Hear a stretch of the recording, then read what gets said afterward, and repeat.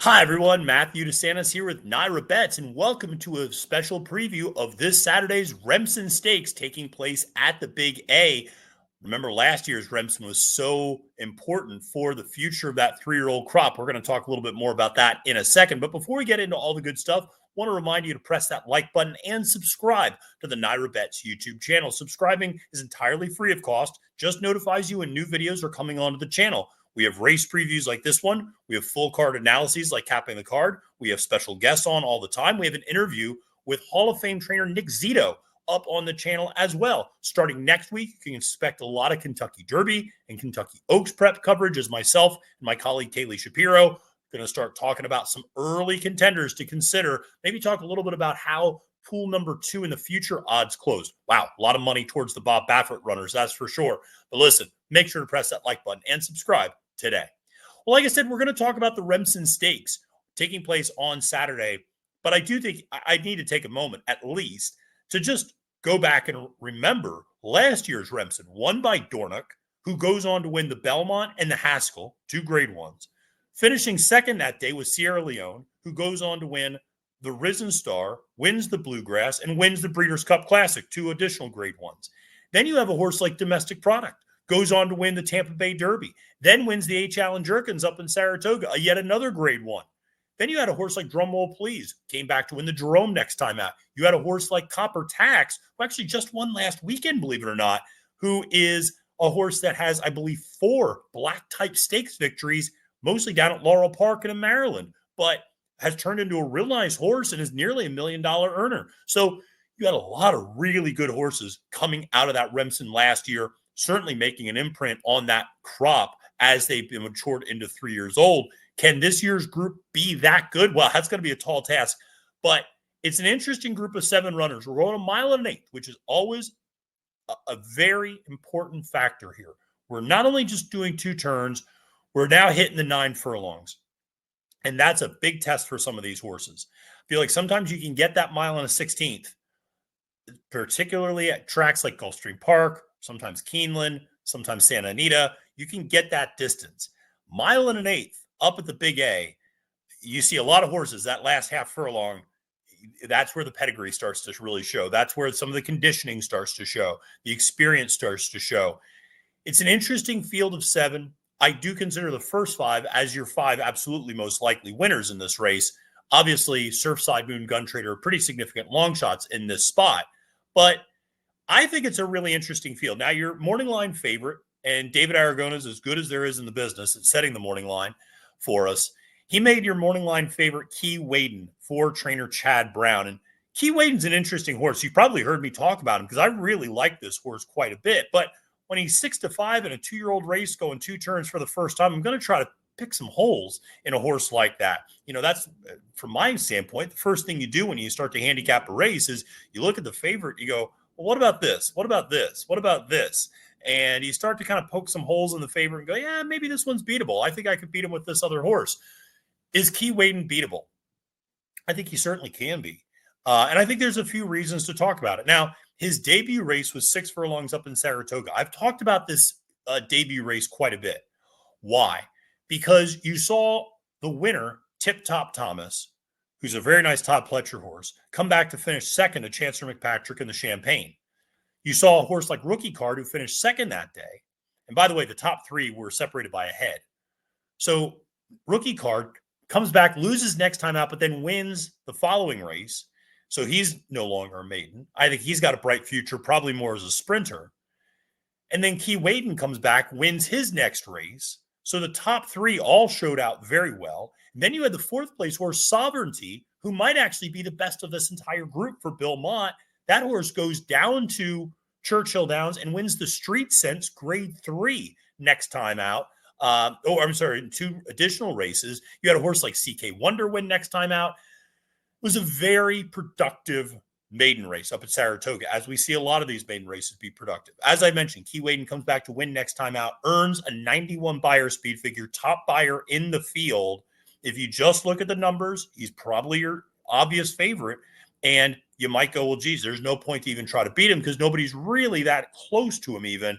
Studlydoright's got an 86, but outside of that, nobody really else has made much of an imprint in terms of being able to compete with that 91 buyer. Now, here's the thing. Won that race by, 2 lengths, was being geared down, ridden out by Dylan Davis that day, going 7 furlongs. Stretching out, he's going 2 turns. My concern is more the quality of horses that he beat that day. There's no doubt this horse is talented. First of all, it was a 5-horse field, so you're not beating much. The second place horse, Volt. This is what I think is interesting. You look at Volt from Mark Casse.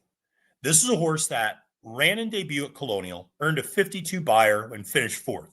Then comes up to Belmont at the Big A, runs against Keewaydin, finishes second by 2 lengths, basically, length and 3/4, and earns an 88 buyer. Huge jump up.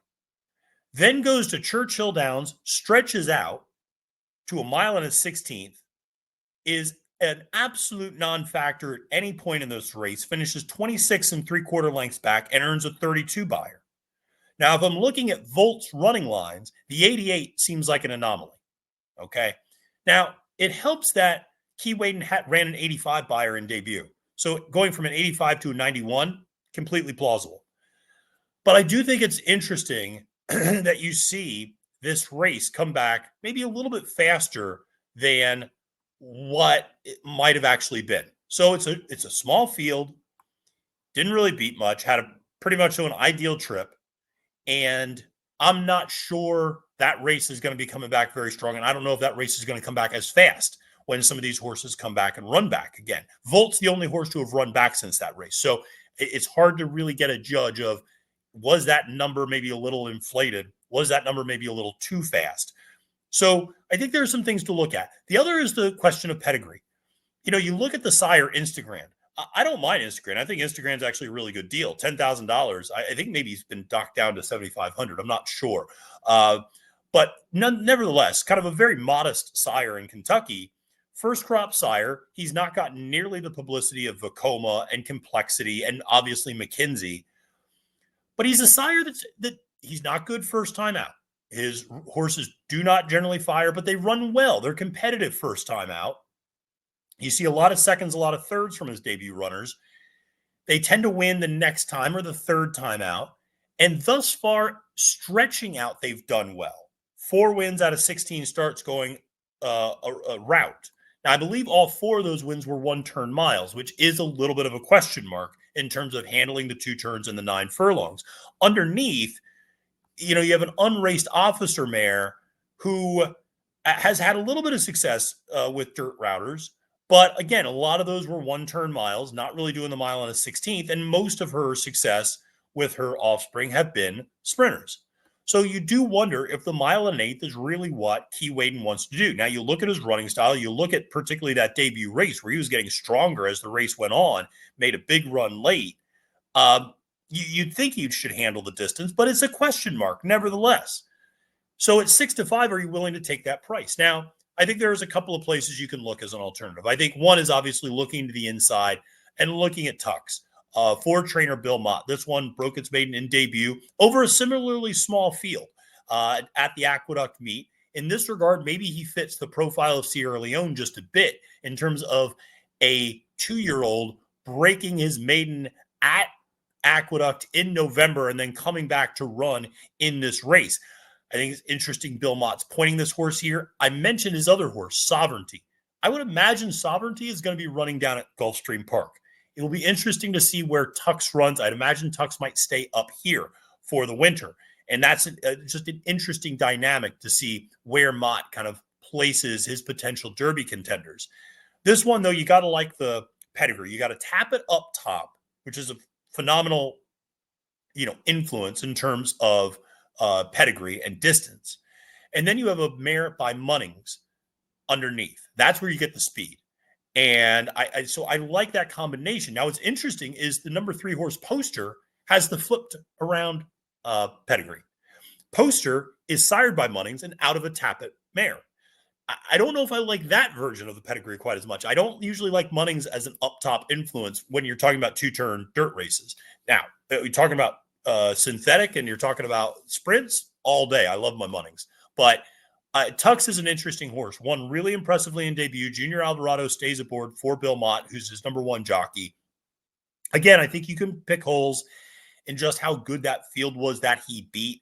Earned a 78 Beyer speed figure, was largely just kind of a pretty uncontested race in terms of sitting the perfect trip, just stalking the early lead, and then being able to make a move, winning by 3+ lengths.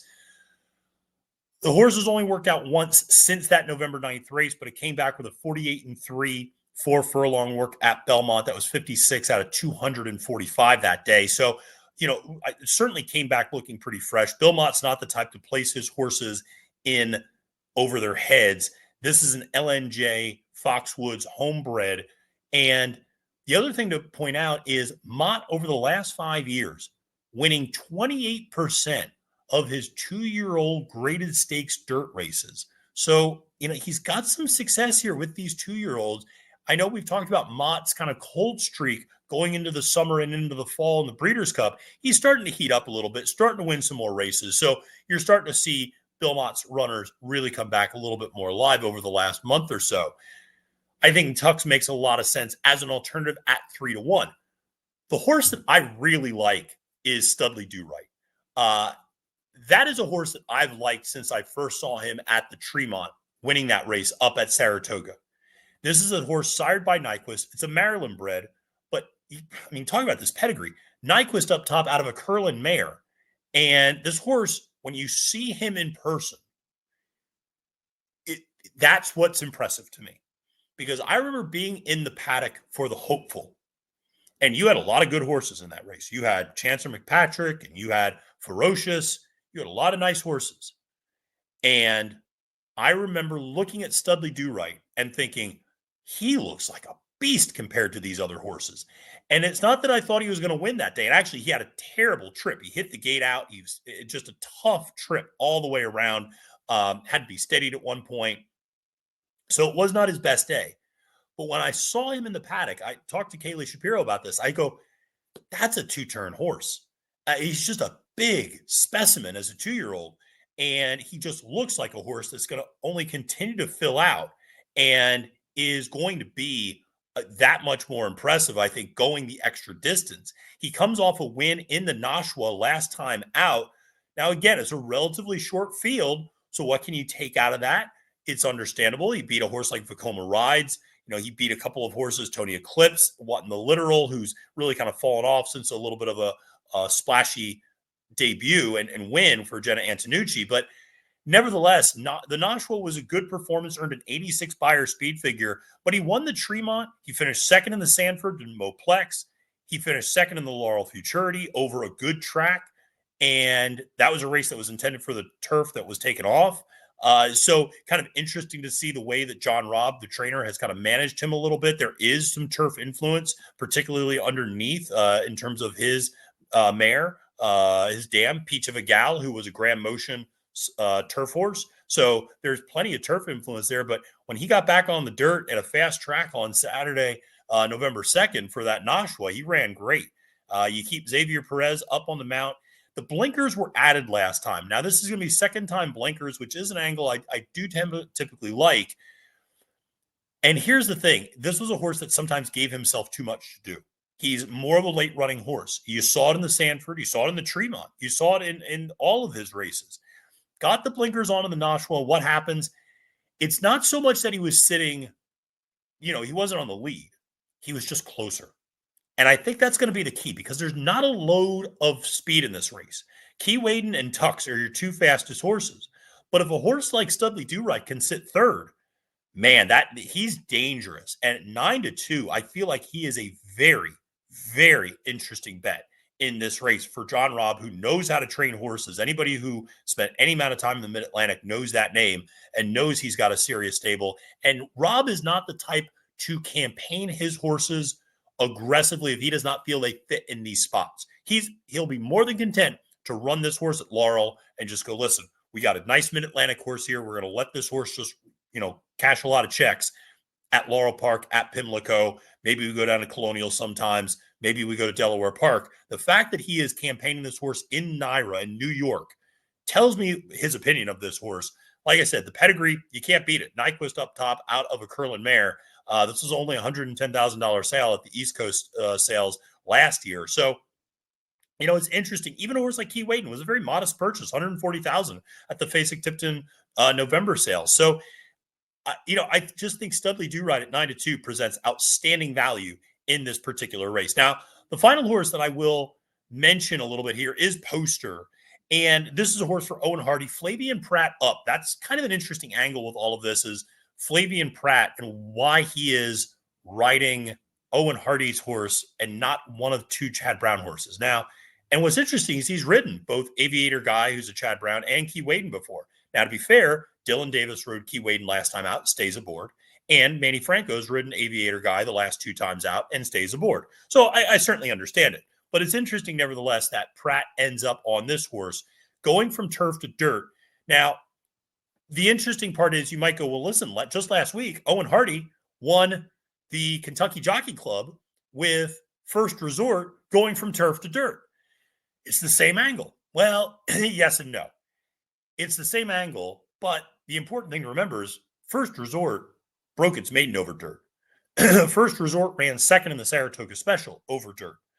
The horse has a lot of experience over the main track. Went and ran one race over the turf and then came right back to run on the dirt. So it's not quite the same as Poster, who has only run on the turf and is now trying the dirt for the first time. The other thing that concerns me a little bit about Poster, and maybe why I'm not as high on this horse as others, I think Kaylee Shapiro is a little bit more intrigued by this one. As I mentioned, I don't necessarily love the Munnings influence up top, though you do have the Tappet influence underneath. What is concerning to me about Poster is that the horse has never even worked out over the main track. This horse has worked out exclusively over the synthetic at Turfway. So it's hard to even look at the workouts and go, oh, he moves well over the dirt. I don't even know if he moves well over the dirt. So there's a lot of unknowns with Poster. You are getting a little bit of a price at 5-1. He would need to take his best turf numbers and increase them dramatically to make an impression here. So that's where I'm a little bit skeptical. The pedigree would suggest he should take the dirt. That's not the problem. But again, you would need to see at least a 15-point Beyer speed figure increase in all likelihood for him to win this race on the dirt and on a new surface. It's going to be a lot of fun, though. And ultimately, how am I playing this? I will probably be playing against Keewaydin. I'm sure I'll have him on some backup tickets. But I really am going to be putting a lot of emphasis on Tux and Studlydoright. I think that's kind of how you're going to try to beat Keewaydin, is with those two. And you kind of have to, it's that very fine line. You don't have to toss Keewaydin. If you want to go 3 deep and include Keewaydin, Tux, and Studlydoright, you could probably do that because you have a pretty heavy favorite in the Demoiselle if you want to single there. But if you want to put together kind of a really skinny ticket, you could just go Tux, Studlydoright, toss Keewaydin, try to get that additional money and really try to get that bigger ticket by beating a couple of favorites there. And that also gives you some flexibility if you want to try to beat the heavy favorite in the Demoiselle. All right, folks, listen, that's going to do it for our preview of the Remsen Stakes. Make sure to press that like and subscribe button on NYRA Bets YouTube today. Appreciate everybody tuning in. I hope everybody has a great Cigar Mile day. Make sure that you check out all of our great content here on NYRA Bets. Until next time, friends, my name is Matthew DeSantis, wishing you a great and profitable day at the races and reminding you it's now post time.